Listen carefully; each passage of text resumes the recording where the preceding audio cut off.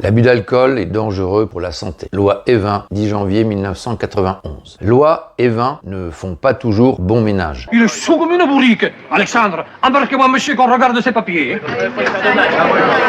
Dans Un singe en hiver, signé Henri Verneuil en 1962, les deux personnages principaux, Albert Quentin et Gabriel Fouquet, interprétés par Jean Gabin et Jean-Paul Belmondo, s'alcoolisent pas mal, ce qui ne va pas sans conséquence sur leur comportement.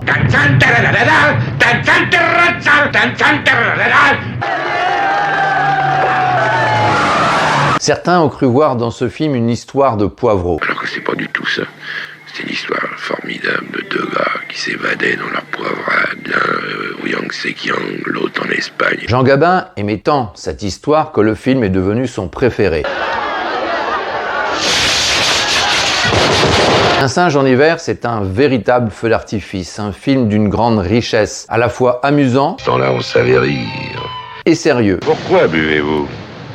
On a droit à des répliques de Michel Audiard, légères comme on les aime, Si la connerie n'est pas remboursée par les assurances sociales, vous finirez sur la paille. et à d'autres plus graves. J'ai pas encore les pieds dans le trou, mais ça vient, bon Dieu. Tu te rends pas compte que ça vient? Un singe en hiver est superbement réalisé en noir et blanc par le grand Henri Verneuil dans le format panoramique Total Vision, procédé français concurrent du cinémascope, moins onéreux et pour certains de meilleure qualité. Le directeur de la photographie, Louis Page, fidèle collaborateur de Jean Gabin, sait en tirer tout le potentiel.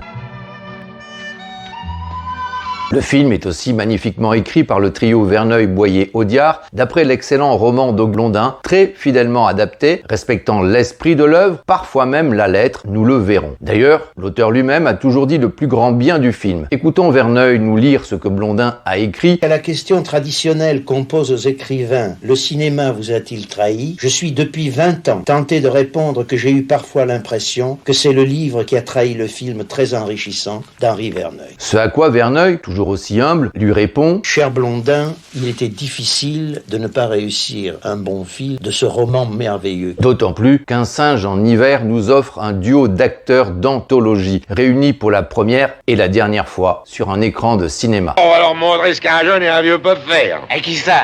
Aux affreux. Allez, viens. Pourtant, ce film merveilleux que Verneuil et Audiard voulaient tant tourner, ils ont dû y renoncer la mort dans l'âme dans un premier temps. Même avec Gabin, valeur sûre au box-office, mais sans Belmondo à l'époque, les producteurs n'en ont pas voulu. Et il a bien failli sombrer dans l'océan des chimères cinématographiques et ne jamais remonter à la surface. Par contrat, Gilles Granger et Henri Verneuil doivent alternativement faire un film avec Jean Gabin. Le premier lui a ficelé Le cave se rebiffe, c'est donc au second de s'y coller pour le suivant. Problème, Verneuil n'a strictement aucune idée de sujet à proposer à Gabin. Pas plus que Michel Audiard, parti se reposer en Italie. D'ailleurs, il s'inquiète le vieux, comme les deux le surnomment dans son dos. Je le sais, vous m'appelez le vieux. Ah, c'est différent. L'acteur, anxieux que sa carrière s'écroule comme lors de son retour de la guerre, aime avoir toujours un film sur le feu. Mais ni Achod, prénom arménien de Verneuil que Gabin utilise pour l'embêter, ni le petit cycliste, surnom qu'il donne à Audiard quand il l'agace, ne répondent à ses appels. À son retour, Audiard téléphone à un Gabin furieux qui lui reproche ses vacances. Son je m'en foutisme, tout y pince. Le dialoguiste prend des notes, ça peut servir. Et malgré moi, j'ai piqué des mois, Gabin. Et Audiard lui balance le premier truc qui lui passe par la tête, un titre de bouquin dont Verneuil lui a vaguement parlé. L'auteur, Roger Vercel, a déjà écrit Remorque, qui a inspiré le dernier film tourné par Gabin, avant son exil américain durant la guerre, avec Michèle Morgan, devenue son amoureuse sur ce tournage, et non sur Quai des Brumes, comme on le dit souvent. Que de souvenirs pour Gabin, des images défilent dans sa tête. Dans Remorque, il jouait le rôle d'un capitaine de remorqueur. Dans Au large d'Éden, il sera aux commandes d'un morutier. Gabin s'y voit. La marine, ça le connaît au vieux. Il était marin dans la vraie vie lors de son service militaire, puis lors de la Deuxième Guerre mondiale, quand par patriotisme, il s'engage dans les forces navales françaises libres. Il porte très bien la casquette de marin. Décidément, Gabin s'y voit vraiment. Alors, rendez-vous est pris le soir même pour évoquer le projet au Fouquet's, cantine parisienne des gens de cinéma. Devant un bon repas et quelques verres aidants, Audiard, qui n'a pas lu le bouquin, invente une histoire de tempête, de mutinerie, de banquise. Imagine, j'entends, regarde, là, sur la banquise blanche, ça serait chouette, non? Gabin s'y voit très très bien. Ça n'a rien à voir avec le bouquin qu'Audiard finit par lire. Tant pis, on gardera le titre, le morutier et la mer, c'est déjà pas mal, et il va falloir sérieusement broder avec ça. Une seconde équipe part donc filmer des extérieurs au Groenland avec l'assistant réalisateur Costa Gavras, futur grand réalisateur de Z et l'aveu, qui souffre du mal de mer et vit un enfer. Quand il revient, 3 semaines plus tard, le projet, c'est le cas de le dire, est tombé à l'eau. Que s'est-il passé? Les versions varient comme les fluctuations océaniques et privilégient majoritairement la plus pittoresque. En visite à Saint-Malo sur le morutier loué pour le film, un gabin grimaçant et fumasse aurait balancé « mais ça sent la morue », ce à quoi Audiard aurait répliqué « c'est normal, je te rappelle, on est sur un morutier ». L'odeur de la morue incommodant Gabin s'en est fini du film. Une autre version, moins pittoresque et plus crédible, incrimine la qualité du scénario peu inspiré, laborieux, que Michel Audiard a tenté d'écrire avec Albert Simonin, son compère déjà à l'œuvre sur le cave de Serebif, qui n'a pas plus d'atomes crochus que lui avec les us et coutumes des marins. C'est curieux chez les marins ce besoin de faire des phrases. Lors d'une réunion de travail, Albert Simonin fait une lecture poussive de ce script bancal à Gabin auquel on ne la fait pas. Le scénario ne sent pas la morue, mais ne sent pas très bon non plus. Je déclare forfait, moi. Problème, si on ne trouve pas et ne tourne pas quelque chose très rapidement, une clause du contrat de l'acteur prévoit qu'il sera quand même payé. Que faire? Maintenant, il n'y a plus qu'à attendre les secours. Les secours arrivent vite. Verneuil et Audiard sortent de leur chapeau d'illusionniste non pas un lapin, mais un singe, qui plus est en hiver, car étant donné les délais, le film, quel qu'il soit, devra impérativement se tourner en cette saison. Donc tout ça tombe très bien. Et le projet d'adaptation du roman d'Antoine Blondin, dont personne ne voulait jusqu'ici, par la force des choses, fait soudain l'unanimité. Veuillez armer la jonque, on appareille dans 5 minutes. C'est Bardi. C'est étrange d'avoir proposé à Gabin d'aller tourner en mer dans le Grand Nord. Pour son film précédent, Le Cap Serebif, quand le réalisateur Gilles Grangier lui a proposé d'aller tourner ses scènes du début en Argentine, où vit le personnage qu'il interprète, il lui a répondu « Mais t'es pas fou, qu'est-ce que tu veux que j'aille foutre là-bas ? N'oublie pas un truc, Gilles, passer la Loire, c'est l'aventure. » Et l'Argentine a dû être reconstituée du côté de Deauville, où Gabin possède une maison. Dis-moi, qu'est-ce qui te prend de vouloir faire de la fausse fraîche? Qu'est-ce qui se passe? Mon pote, tu peux pas savoir ce qu'est devenu la vie en France. Audiard et Verneuil savent forcément tout ça. On pourrait presque se demander si les deux n'ont pas lancé ce projet inacceptable par leur vedette en sachant que cela n'irait pas au bout, afin de proposer ensuite, en catastrophe, un singe en hiver pour qu'ils puissent enfin l'adapter. Ils auraient voulu aboutir à ce résultat qu'ils ne s'y seraient pas pris autrement. Dans ce nouveau projet, il y a quand même un rapport avec l'élément liquide.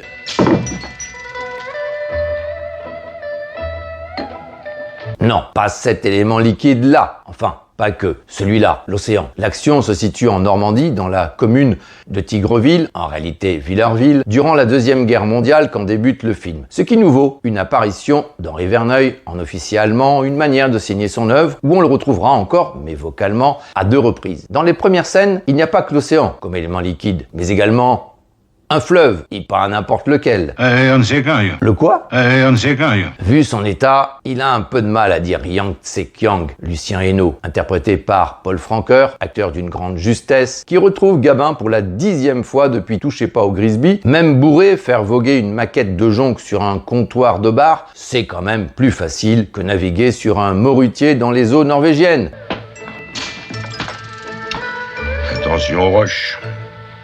Malgré la grande fidélité à l'œuvre de Blondin, toutes ces scènes ne figurent pas dans le livre. Elles ont été inventées afin d'étoffer le rôle de Jean Gabin. Cela permet d'exploiter la veine cocasse de l'acteur qui, dans Archimède le Clochard en 1958, a explosé au grand jour, film auquel le public français a fait un véritable triomphe. Ils veulent me buter au grand rouge. Mais je suis en pleine légitime défense, mon Dieu.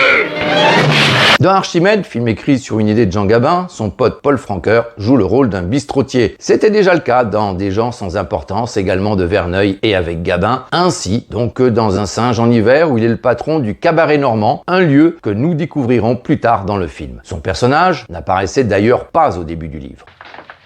Monsieur Quentin, calmez-vous. Une reddition?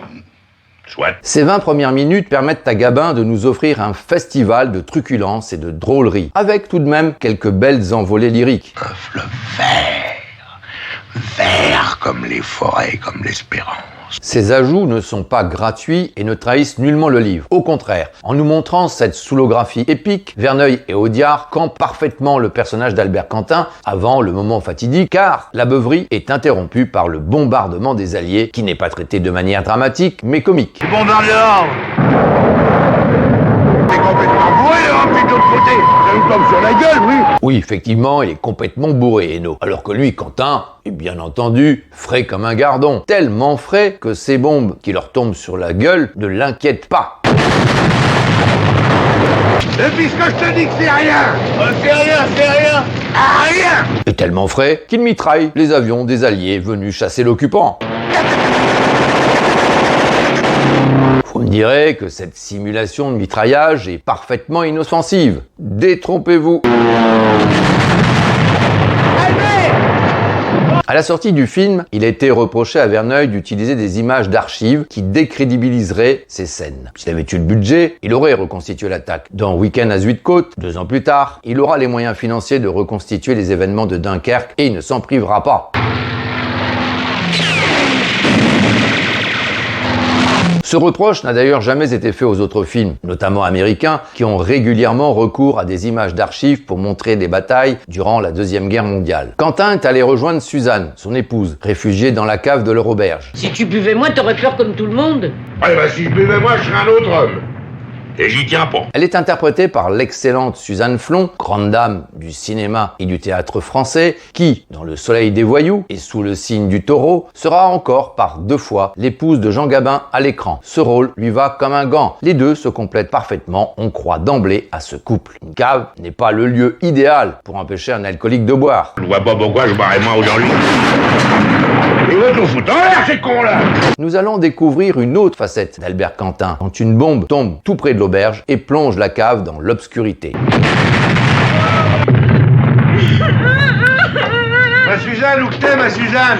La peur d'avoir perdu son épouse a fait subitement dessouler Quentin, et dans la voix de l'acteur, on sent toute la tendresse de l'homme. Cette scène n'existait pas dans le livre. Quentin était seul et ne pensait qu'à sa survie. Il se faisait un serment à lui-même. Ici, il s'adresse à celle qu'il aime. Si on s'en sort, hein, si la maison tient debout, et puis si un jour je peux rallumer l'enseigne qui est au-dessus de la porte, eh ben je te jure de ne plus toucher un verre.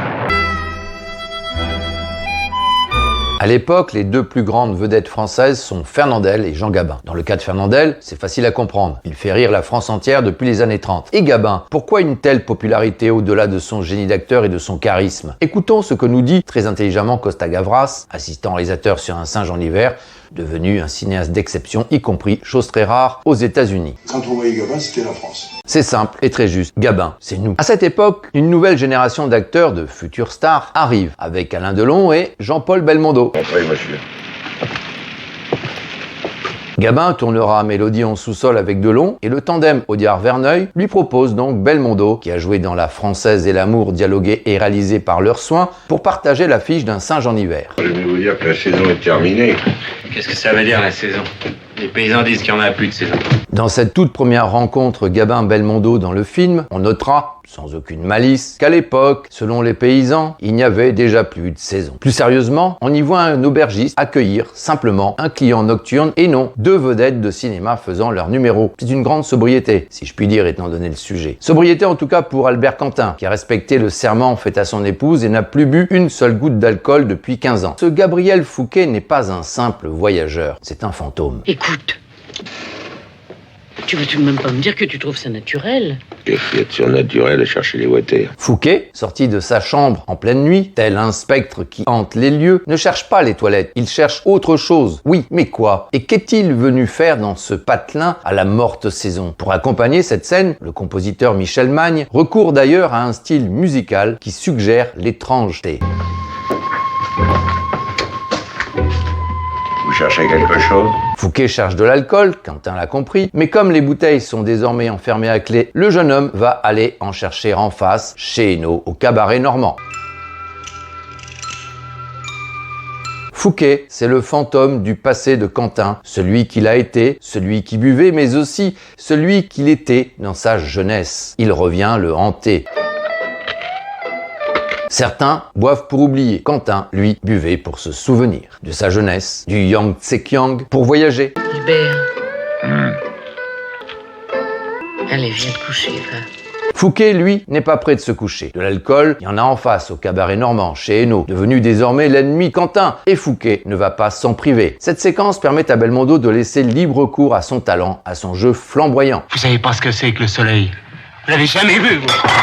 Le cabaret normand existe toujours. Villarville célèbre régulièrement le tournage du film et le bistrot occupe une place de choix pour ceux venus ici en pèlerinage. L'alcool ne transporte pas Fouquet en Chine, mais en Espagne, où réside Claire, son amoureuse perdue. C'est ça, le soleil. Forcément, tout ça lui chauffe les sangs et ça vire vinaigre avec les autochtones. Un coup de pompe dans le train que je vais vous traiter. Allez, arrière, les Esquimaux. De retour à l'auberge de Quentin, Fouquet ne tient plus trop sur ses jambes et réveille les propriétaires. Salut papa. Ce papa que Fouquet adresse à Quentin semble inventé par Bébel, voire écrit par Audiard, mais il figure dans le livre. Mais au fait, comment cela s'est passé entre Gabin et Belmondo sur le tournage? Certains disent que le vieux ignorait le môme et que leur passion du sport les a rapprochés. Quand l'idée d'avoir Belmondo comme partenaire a été soumise à Gabin, il l'a accueilli avec enthousiasme, sinon cela n'aurait pas pu se faire. T'ennuies pas que je t'appelle papa? Non, je m'ennuie pas. À l'époque, Belmondo représente la nouvelle vague, ce mouvement cinématographique qui a pour figures emblématiques les réalisateurs Jean-Luc Godard, qui a lancé la carrière de l'acteur avec À bout de souffle, et François Truffaut. Ces jeunes loups aux dents très longues n'ont eu de cesse de détruire le cinéma dit de qualité française et celui qui en est le navire amiral à lui seul, Jean Gabin. Vraiment dégueulasse. C'est vraiment dégueulasse, comme le dit Belmondo à la fin d'À bout de souffle, qui ne joue d'ailleurs pas très bien cette scène. Il est bien meilleur dans Un singe en hiver, dirigé par Henri Verneuil, et Gabin ne s'est pas privé de le dire. Le môme Belmondo était formidable dans le film. La perspective d'avoir le môme Belmondo comme partenaire a donc enchanté Gabin. Il va leur montrer, à ces morveux de la nouvelle vague, que le vieux, il est loin d'être fini. Monsieur Fouquet, moi aussi, il m'est arrivé de boire.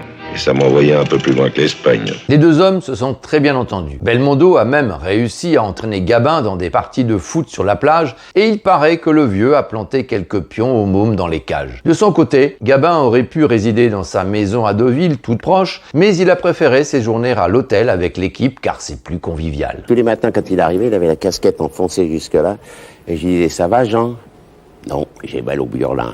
Ce soir, jambon salade.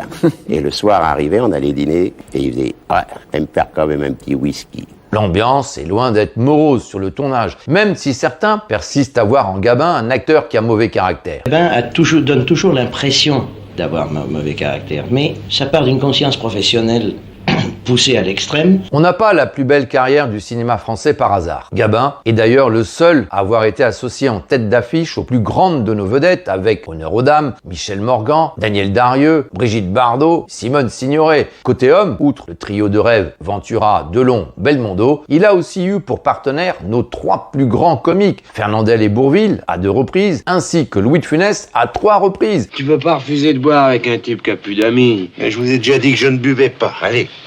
On perçoit dans la voix de Gabin une tendresse inhabituelle chez lui quand il s'adresse à un homme. Même s'il joue un rôle, on ne peut pas ignorer que le vieux s'est pris d'affection pour le môme. Et vous, à qui vous me faites penser?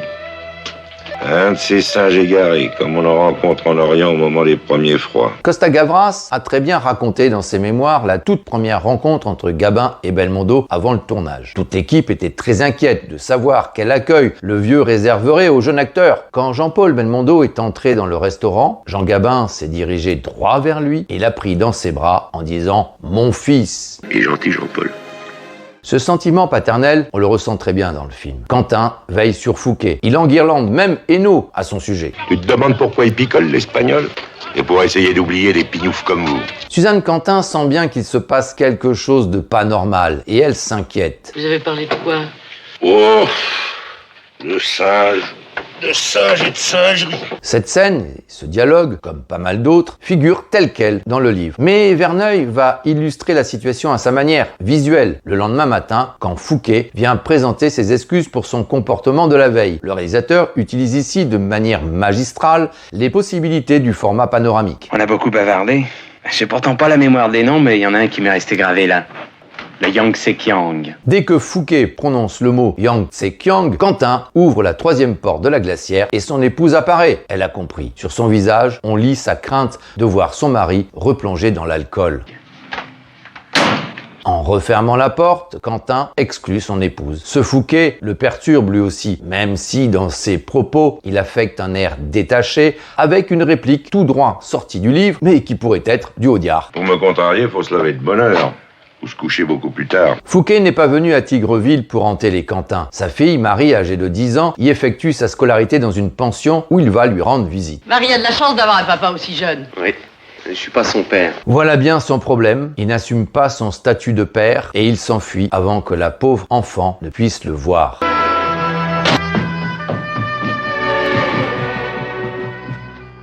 Dans le film figure une excellente scène, absente du livre, où les deux hommes devisent en ramassant des coquillages pour la paella que Fouquet va cuisiner. Une paella sans coquillage, un gigot sans ail, un escroc sans rosette, quelque chose qui déplaît à Dieu. Cette scène n'est pas seulement l'occasion pour Audiard de nous offrir un dialogue brillant, émaillé de bons mots. Elle permet de créer une complicité entre les deux personnages. Fouquet, qui n'avait pas d'amis, vient d'en trouver un, et ça le conduit à se confier. N'empêche que j'ai une fille de 10 ans. Alors là, vous êtes con. On notera la justesse et l'intelligence de la mise en scène de Verneuil qui, encore une fois, utilise à merveille l'écran large pour nous montrer, à cet instant-là, l'écart qui s'est creusé entre les deux hommes sur la question de la paternité. Quand on a un enfant, il y a des choses qu'on n'a pas le droit de faire. Ce reproche, le vieil homme l'a fait sans être moralisateur, mais franc, en toute amitié. Fouquet ne lui en veut pas, et le soir, comme prévu, il déguste avec les Quentins la paella qu'il leur a préparée, dans le livre des Paupiettes de veau. C'est à nouveau un moment de grâce. On l'appelait le dénicheur. Il était rusé comme une fouine. La caméra de Verneuil se tient à distance, se fait discrète pour respecter ce moment d'intimité. D'authenticité aussi, car Audiard s'est inspiré de Gabin. Il l'a vu, après un repas et quelques verres, pousser ainsi la chansonnette comme au bon vieux temps, puis se lever et inviter à danser la grande, comme il surnomme son épouse Dominique.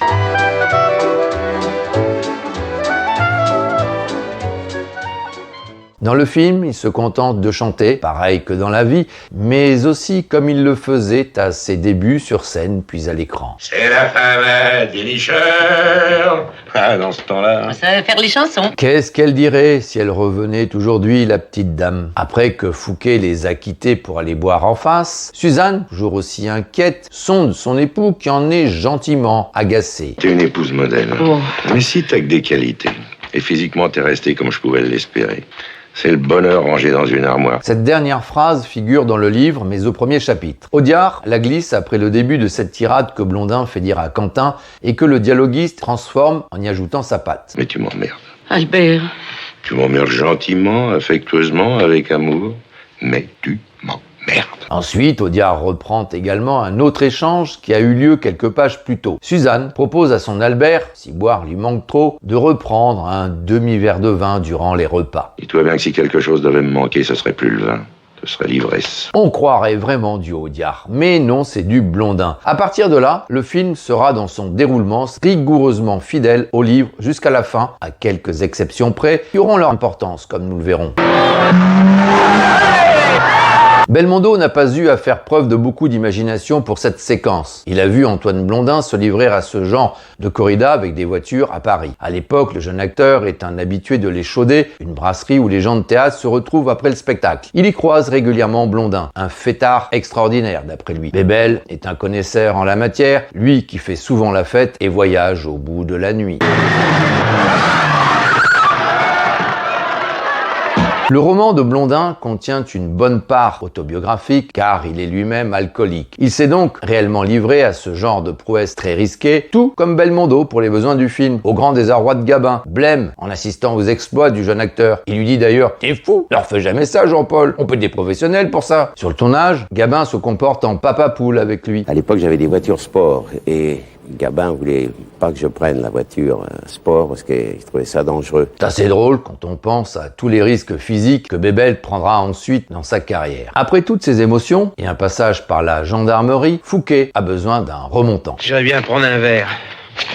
Pas pour boire, pour me remonter. Quentin connaît un endroit où il a eu par le passé ses habitudes, comme on l'a vu au début du film, et il y emmène Fouquet. C'est là qu'il va prononcer une phrase fatidique qui elle aussi figure dans le livre. Toujours ton espèce de saké là? Oh, bien sûr.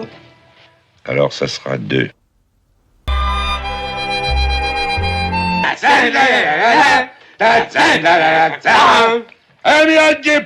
Pour ces scènes de beuverie, Jean-Paul Belmondo craignait de ne pas être crédible face à Jean Gabin. Je donne l'aller et je garde le retour.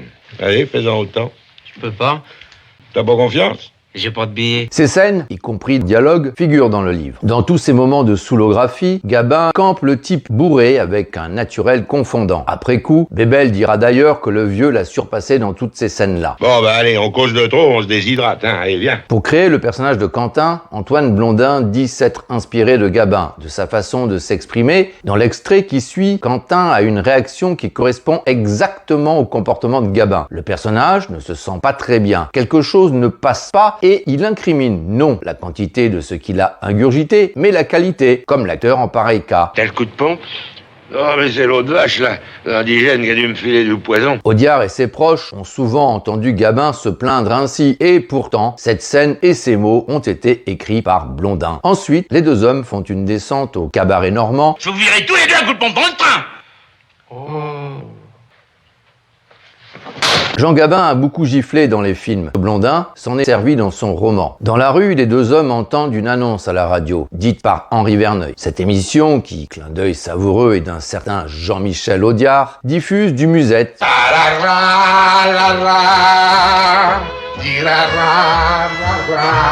Pas au goût du voisinage qu'il fait savoir. Les deux acteurs n'ont pas besoin des mots d'Audiard pour exprimer leurs pensées. Mais tout le monde n'a pas bien compris. Alors... Plus sérieusement, les deux hommes ont une mission liée à la fille de Fouquet. Elle est pas heureuse, la petite Marie. Ils vont donc chercher l'enfant à la pension. C'est l'occasion pour les auteurs du film d'achever une métaphore visuelle étonnante. C'est moi le Christ. Depuis l'épisode de la corrida et à plusieurs reprises, le réalisateur nous montre des croix chrétiennes, comme dans ce plan large qui n'est pas indispensable, puis avec Fouquet, les bras en croix, puis la petite Marie qui sort de l'église.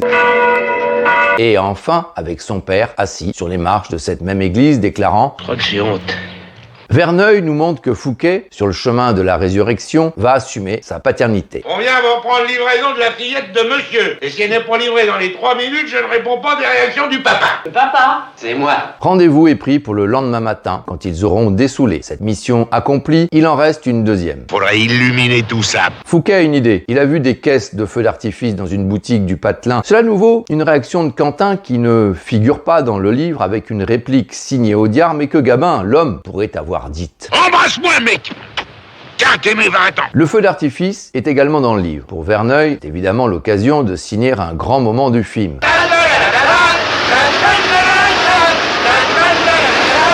Ce bouquet final ne permettra pas au film d'être un triomphe public à sa sortie le 11 mai 1962. Néanmoins, en fin d'exploitation, Un singe en hiver aura attiré plus de 2 400 000 Français dans les salles, ce qui est tout de même un très bon score pour une œuvre atypique. Un singe en hiver est devenu un grand classique du cinéma français, le préféré de Gabin. Il le confirmera des années plus tard à Costa Gavras. On a tourné ensemble mon meilleur film. Quant à Belmondo, il le sélectionnera pour l'édition d'un coffret en vidéo de ses 10 films les plus emblématiques. La fête continue.